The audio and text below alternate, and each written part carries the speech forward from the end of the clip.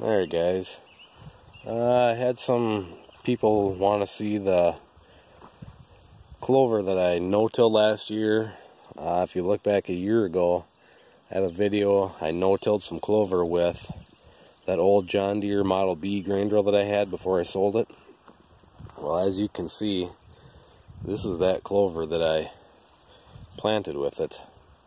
And of course now it's bushed out enough that it's harder to see the rows. And I don't know if you look ahead if you can kind of see them. The problem is I ran the other drill through here the other day. You can see the marks. I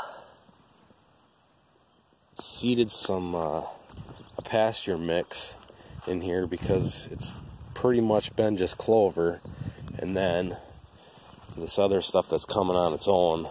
Volunteer, I don't know if it looks like a almost like quack grass or whatever, but you can kind of see in spots where the clover is in the rows, like here. You can definitely see that's all rows where I seeded this last year. Like I say, you can look back and see that video. It'd be the 4020 with the old Van Brunt Model B grain drill. That's what I planted this stuff with. In spots there's nothing growing, in other spots it's growing really good. But this is really sandy. It's a sand knob here, so it's never been very good at growing anything. What I need to do is feed some hay out here to try and build the soil up a little bit so stuff will grow better, but there's so many places that need that it seems like you never get it all done. But you can see here all these rows, that was all no-tilled with that grain drill. So it does work. If it's something that you want to be a really good stand, don't be like me and put the minimum amount of seed on, put a little bit more seed down, but that was just kind of using up that last little bit of seed, so it does work.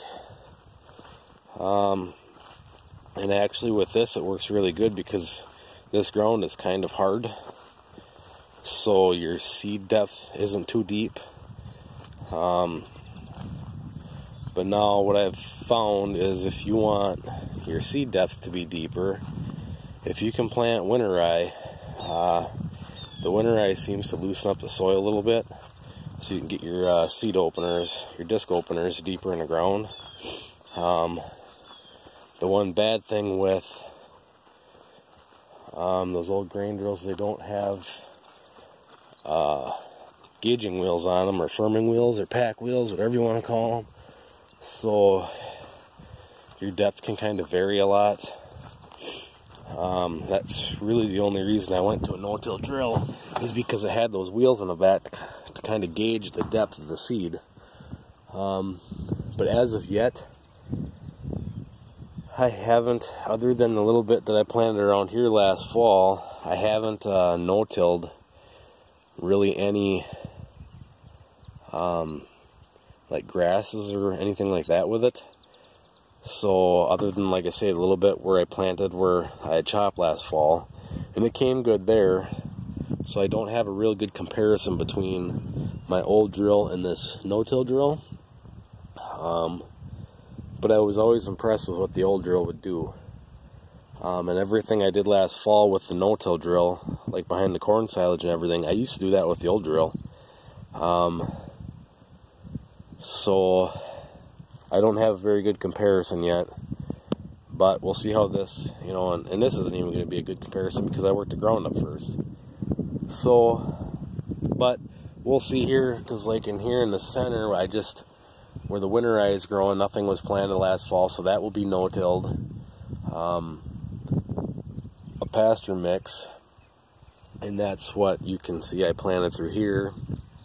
And then down to the bottom part in the valley there, I planted that pasture mix, which the seed company that I deal with is called the Horse Pasture Mix, which I'd have to go look and see exactly what all is in it. There's no legumes in it, it's just grasses. But my whole thing is this clover, I'll either let it go to seed once and I'll put more seed back in the ground to keep the clover growing longer, you know, or to get more clover established, or I will just no-till, direct seed more clover into it. And I don't remember, there might have been a little bit of seed left from this new seeding here in the drill, so we'll see if any alfalfa comes up, because there's alfalfa in that mix. And like this here, there's no alfalfa growing in it, so really a guy could no-till alfalfa into that right now. But it seems like once there's alfalfa growing, you won't get